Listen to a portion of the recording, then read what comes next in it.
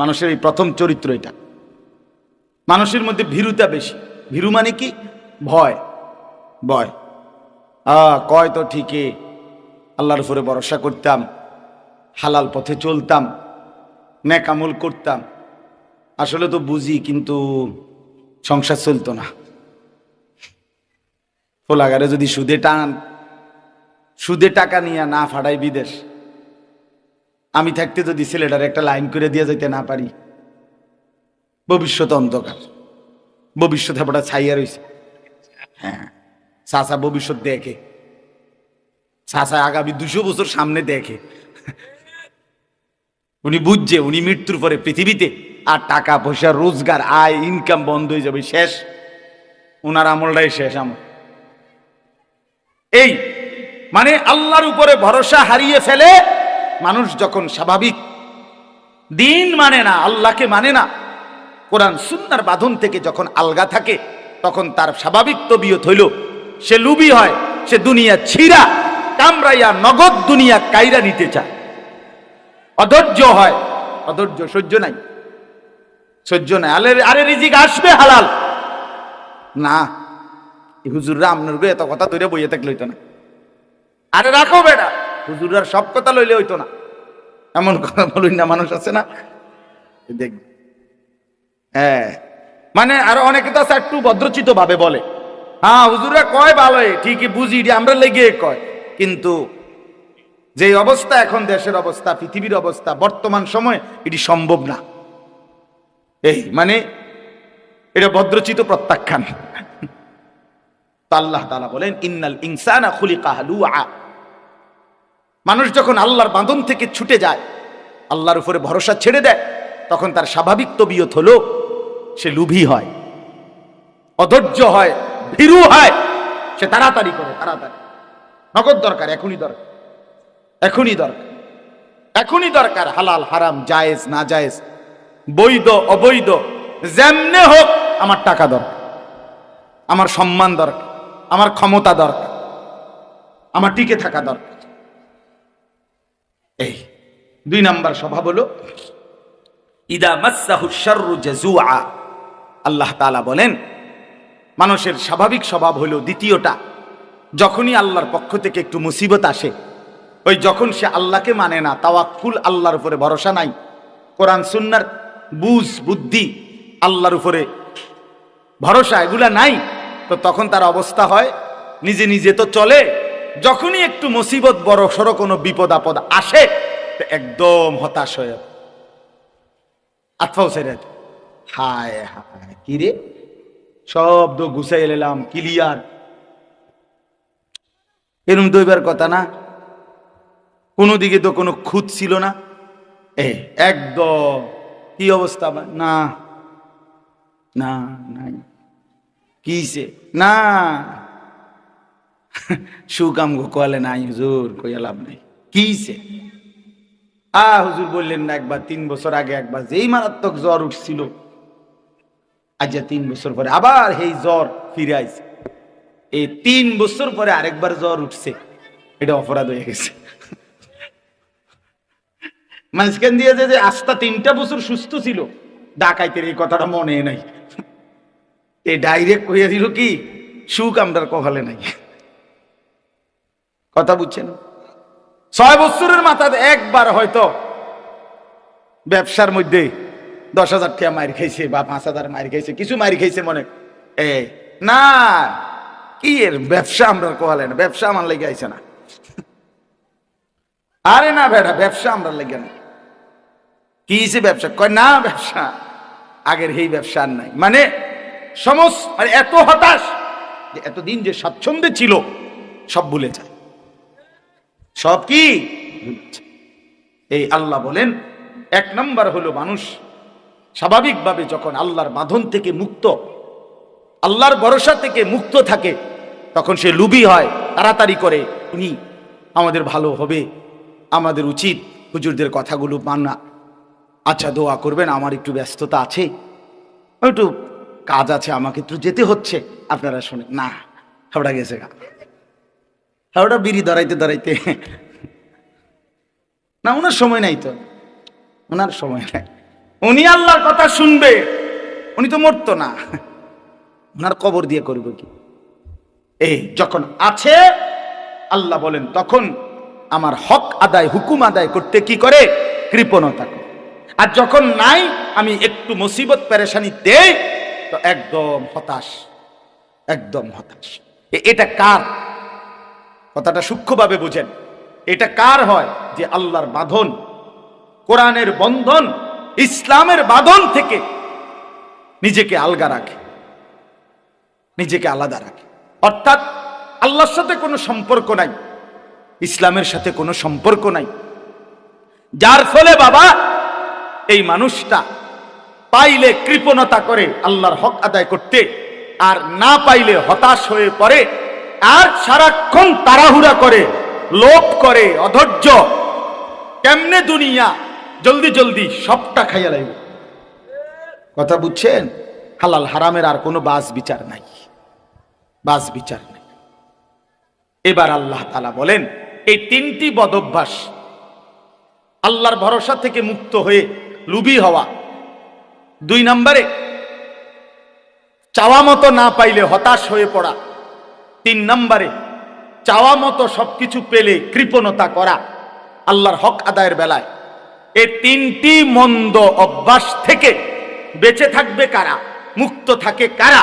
আল্লাহ বলেন ইল্লাল মুসাল্লিন, পাক্কা নামাজি যারা। সুবহানাল্লাহ। আল্লাহ বলেন যারা পাক্কা নামাজি, আল্লাযীনা হুম আলা সালাতিহিম দাঈমুন, যারা সদা সর্বদা নামাজ আদায় করে। আল্লাহ বলেন পাক্কা নামাজি, সর্বদা নামাজ আদায় করে যেই বান্দারা, আল্লাহ বলেন আমার সেই বান্দারা লোভী হয় না, আমি আল্লাহর উপরে তাওয়াক্কুল ভরসা ছেড়ে দেয় না, প্রত্যাশা মতো যদি কিছু না পায় হতাশ হয় না, আবার চাওয়া মতো পাইলে আমি আল্লাহর হক আদায়ে কার্পণ্য করে না। কারণ সে বিশ্বাস করে দিলেও আমার আল্লাহ, না দিলেও আমার আল্লাহ। ঠিক কিনা বলেন? যার 20 বছর ধরে কোনো সন্তান নাই, এবার যদি আপনি নারাজ হয়ে, আপনি যদি রাগ হয়ে যান, তো এবার কারে ডাকবেন? তো অন্য কেউ ডাকেন। কথা বলেন না কেন?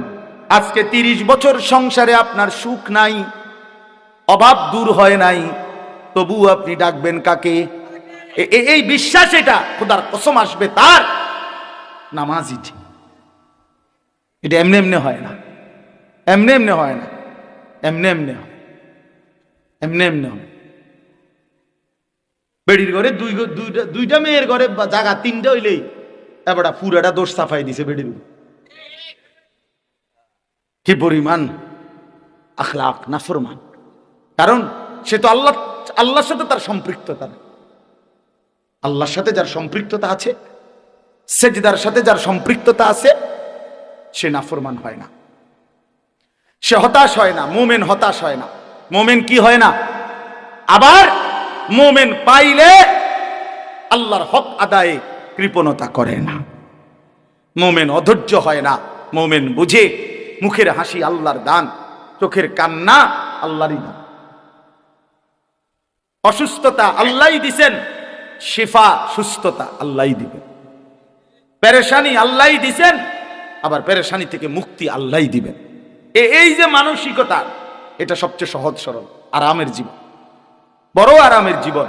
যদি আল্লাহ কাউরে এটা নসিব করে, তাকে যেন আল্লাহ সর্বশ্রেষ্ঠ দৌলত নসিব করছে। যে কোনটা? যে আমার কলিজার অবস্থা এরকম, যে দিলের হালাত এমন যে আমি আমার আল্লাহর উপরেই সর্বদা ভরসা রাখি। তিনি যদি আমারে দেয় তাও আলহামদুলিল্লাহ, তিনি যদি আমারে না দেয় তাও আলহামদুলিল্লাহ। নবীজি সাল্লাল্লাহু আলাইহি ওয়াসাল্লাম বলেন, আল্লাহর কাছে নবীজি দোয়া করতেন, আল্লাহ আমি কেমন জীবন চাই? নবীজি নিজে বলতেন, আল্লাহ আমি এমন একটা জীবন চাই দুনিয়ায় যে এক বেলা পেট ভরে খাবো তো আপনার শুকর আদায় করব, আরেক বেলা উপবাস থাকবো তো আপনার জন্য সবর করব। আশবাউ ইয়াওমান আশকুরু, আজুউ ইয়াওমান আতাসাব্বার। আপনার এভাবে জীবনটা চাই। খাইলে শুকর, না খাইলে সবর। খাইলে শুকর, না খাইলে। শুকর করলেও জান্নাত, সবর করলেও সুবহান। আমরা ওস্তাদের মুখে একটা মজার ছোট্ট গল্প শুনছি, কইরা ছাত্র জীবনে। এক বেটা একদম কালো, খুব কালো। বেটার বউ পাইছে, বেটা একদম সুন্দর, খুব সুন্দর বউ। তো স্বামী স্ত্রী একদিন বসছে, তো স্বামী বেচারা সুন্দর বউর দিকে তাকাইয়া বলে আলহামদুলিল্লাহ। তো বেরিয়ে স্বামীর দিকে তাকাইয়া বেটিও কইছে আলহামদুলিল্লাহ। তো স্বামী জিজ্ঞাসা করলো, ঘটনা কি আসলে, তুমি কি লেগে আলহামদুলিল্লাহ কইলা? আপনি কি জন্য বলছেন? আমি তো যুক্তিতেই বলছি, কারণ আমার মতো কালা বেড়া, তোমার মতো এমন সুন্দর বউ পাইলাম, আমি আল্লাহর শুকর আদায় করছি আলহামদুলিল্লাহ। এই জন্য স্ত্রী বলতেছে, স্বামী আপনি তো খুশিতে শুকর করছেন, আলহামদুলিল্লাহ বলছেন, আমিও আপনার দিকে তাকাইয়া আপনার এই কালো চেহারা দেখে আমার আল্লাহকে মনে মনে বলছি, আল্লাহ আপনি তো দিছেন আমারে, আমি সবর করলাম আলহামদুলিল্লাহ। তো এক বুজুর্গ পরে শুনে বলছে, শোনো, তোমরা স্বামী স্ত্রী দুইজনই জান্নাতি। একজন শুকরের কারণে জান্নাতি, আরেকজন কিসের কারণে জান্নাতি? শুকরেও জান্নাত, সবরেও কি? ইল্লাল মুসাল্লিন আল্লাযীনা হুম আলা সালাতিহিম দাইমুন।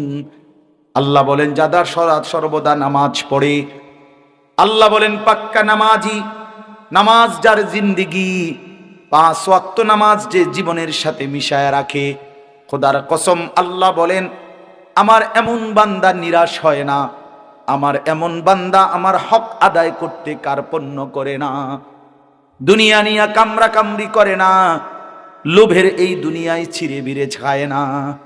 আল্লাহ এমন হওয়ার তৌফিক দান করেন। এমন একটা জিন্দিগি বড় পছন্দের জিন্দিগি, যে জীবন আল্লাহর উপরে ভরসা হারায় না। আল্লাহ বলেন ওয়ালা রাব্বিহিম ইয়াতাওয়াক্কালুন। আল্লাহ বলেন আমার মুমিন বান্দা তারা যারা সর্বদাই আমি আল্লাহর উপরে ভরসা করে। কার উপরে?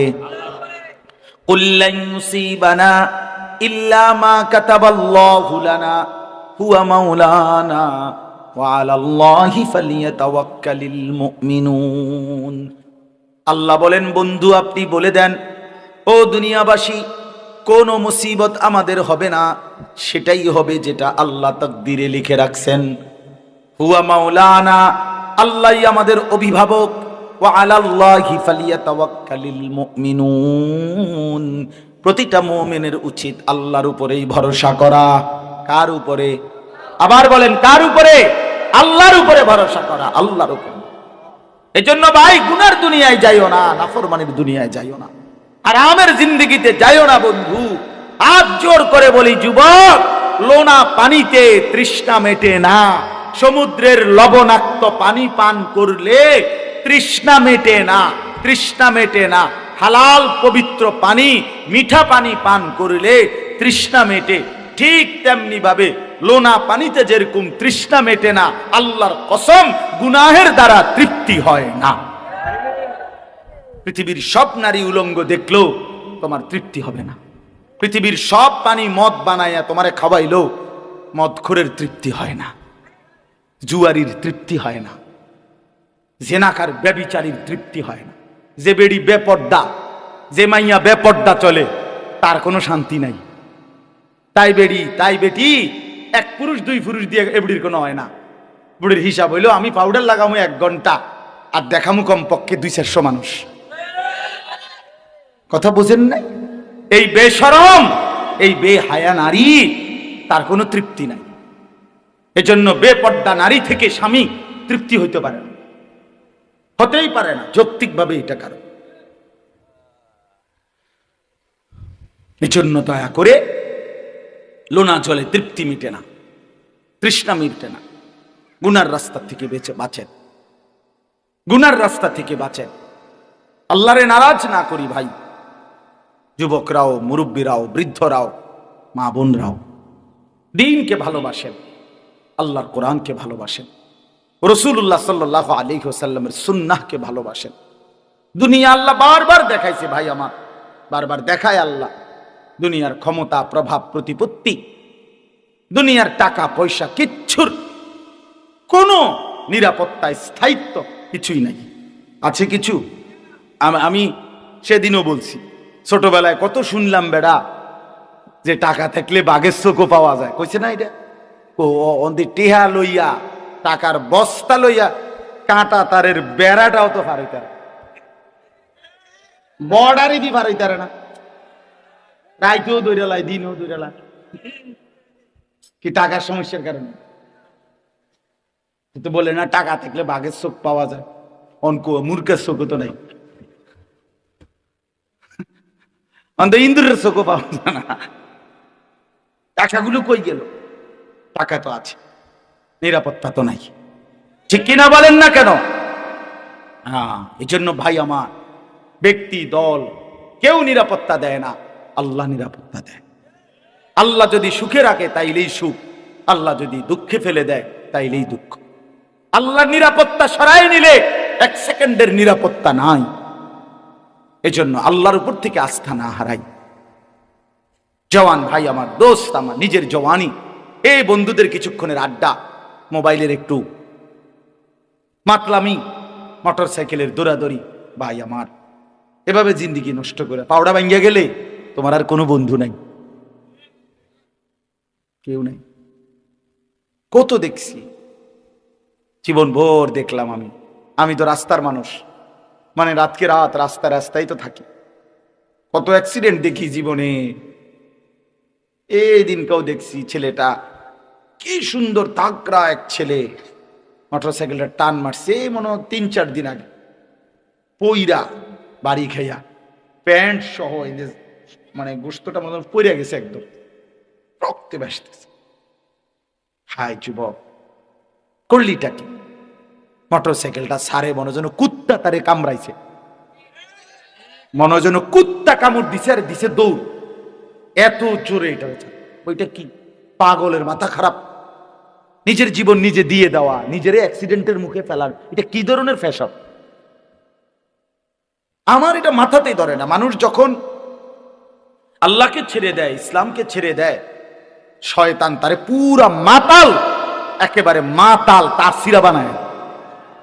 নাইলে আপনি বলেন না এত জোরে মোটরসাইকেল চালানোর দরকার? তুই এটা বোঝো না যে মোটরসাইকেলটা বাড়ি খাইলে লরির মধ্যে, তারপরে ট্রাকের মধ্যে আমি ভিতরে ঢুকে যাবো, আমার মাথাটা ফাইটা যাবে, আমার পাওটা ভাঙ্গে যাবে, এই আদনা কথাটা কি বোঝা উচিত না? তো তুমি এরকম করো কেন? তুমি এমন করো কেন? কি কারণ এটা? শুধুই মাতলামি, শুধুই কি? আল্লাহ মাফ করে দেন।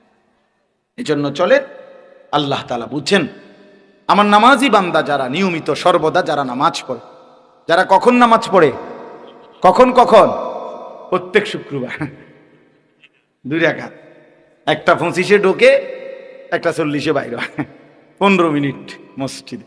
এই 15 মিনিটে গড়ির দিকে চাইছে 18 বার। হ্যাঁ, ওই যে পেটে কামড়াইতে আছে গুড়া কিরমি,